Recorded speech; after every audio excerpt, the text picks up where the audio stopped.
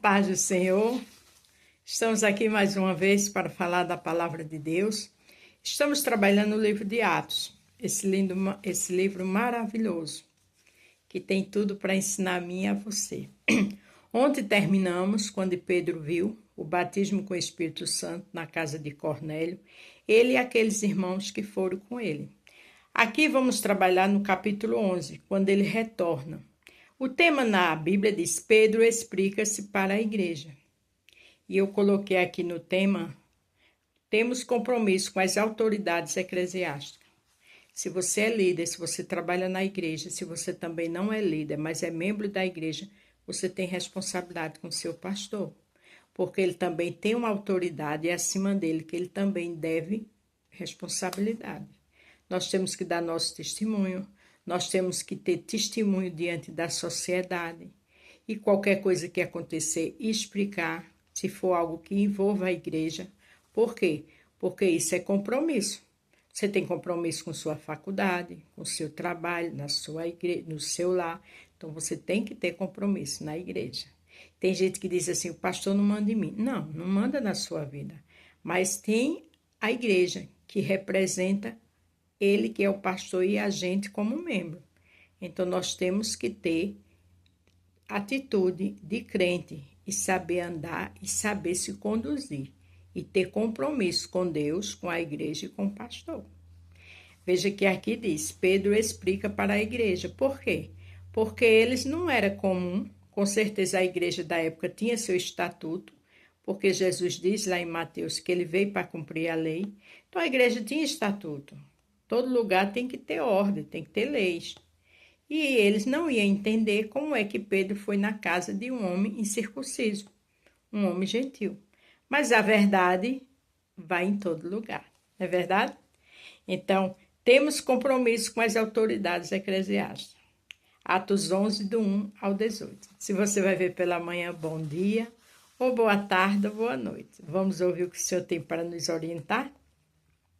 Ouviram os apóstolos e os irmãos que estavam na Judéia, que também os gentios tinham recebido a palavra de Deus. Veja que os apóstolos já tinham conhecimento que Pedro tinha ido. E subindo Pedro a Jerusalém, disputavam com eles o que eram da circuncisão. Quer dizer, os apóstolos disputavam, perguntavam por que eles foram naquele lugar. Dizendo: entrastes em casa de homem incircunciso e comeste com eles. Veja que ali estava a cobrança dos apóstolos. Você entrou em casa de circunciso e comeu com ele. Por que isso, né?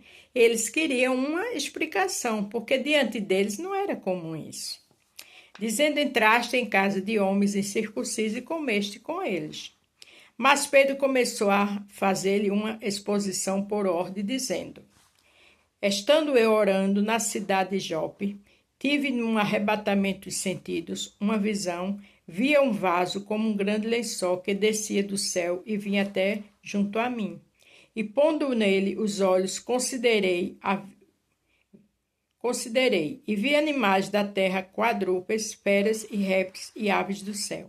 A gente sabe que tudo isso foi aquela visão que o Senhor deu a ele, porque tudo envolvia a ida dele na casa de Cornélio.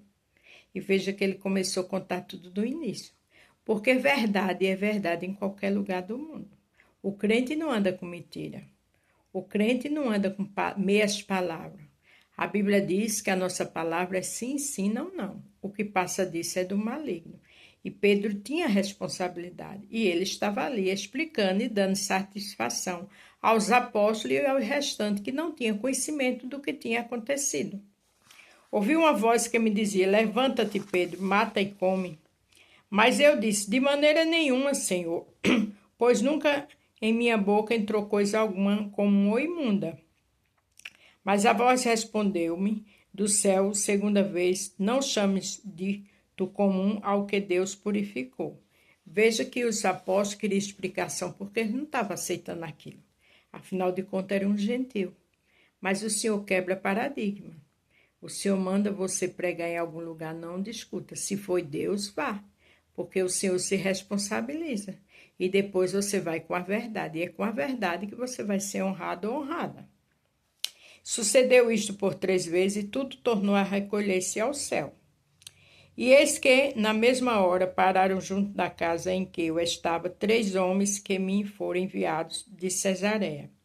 E disse-me: o Espírito que fosse com eles. Nada duvidando, também estes 6 irmãos foram comigo, e estamos em casa daquele homem. E entramos em casa daquele homem. O que eu acho interessante, como eu disse ontem, que ele levou 6 irmãos. Por quê? Porque tinha que ter, como é que eu posso dizer? Testemunho. Tinha que ter uma pessoa para ouvir e ver a verdade. Porque quem anda com a verdade, não anda com mentira. E ele levou essas pessoas para ser testemunho de tudo que acontecia lá. Deus é lindo. Cristão que anda com a verdade, ele faz isso. Cristão que anda com a verdade, ele tem compromisso, ele tem responsabilidade quando ele vai fazer a obra de Deus.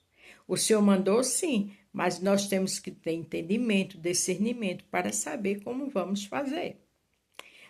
E contou-nos como vira em pé um anjo em sua casa, e lhe disseram: envia homens a Jope e manda chamar Simão, que tem por sobrenome Pedro. Que foi quem? Cornélio, que contou tudo a Pedro, o qual te dirá as palavras com que te salves tu e toda a tua casa. Quer dizer, quando os apóstolos ouviram isso, entenderam que Deus não só veio para eles, Deus veio para todos. Aquele que abrisse o coração, o Senhor ia fazer uma obra. E ali foi um exemplo e um testemunho para eles entender que eles tinham que pregar a todo mundo.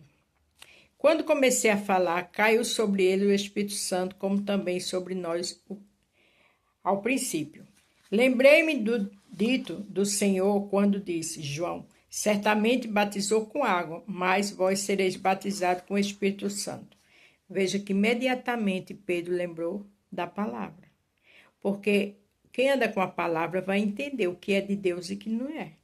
Porque a Bíblia não deixa você confuso, nem eu. Tem pessoas que comem todo tipo de coisa e dizem que é Deus e não é. Mas quando aqueles homens foram batizados ali, Pedro lembrou dessa palavra. Que João batizou com água, mas ele ia batizar com o Espírito Santo. É muito importante que eu e você esteja lendo a palavra, para não se envolver em todo tipo de conversa, achando que Deus está ali. Não está. Portanto, se Deus lhe deu o mesmo dom que a nós, quando havemos crido no Senhor Jesus Cristo, quem era então eu para que pudesse resistir a Deus? Uma coisa linda. Pedro disse: olha, o dom que ele deu a gente, ele deu a eles também. A gente não pode questionar, a gente não pode duvidar. Quem somos nós para questionar a Deus ou duvidar? Para terminar o 18. E ouvindo estas coisas, apaziguaram-se e glorificaram a Deus, dizendo: na verdade, até os gentios deu Deus arrependimento para a vida. Deu Deus arrependimento para a vida. E o que eu acho interessante nesse 18 diz que, ouvindo estas coisas, apaziguaram. Quer dizer, se acalmaram, porque eles não estavam entendendo porque Pedro foi que não era para ter ido. Mas quando Deus está no negócio, ele se responsabiliza. Mas veja que Pedro deu todo tipo de satisfação a eles. Contou tudo o que tinha acontecido. O tema na Bíblia é Pedro explica para a igreja. O tema que eu coloquei é: temos compromisso com as autoridades eclesiásticas. Então, eu e você tem compromisso na casa de Deus. Eu e você tem que andar com a verdade. Eu e você temos um testemunho a zelar. Porque o pastor também tem compromisso com a autoridade mais do que ele. E não está nada errado. Tudo isso está na Bíblia. Amém? A paz do Senhor, fique todos com Deus. E até amanhã.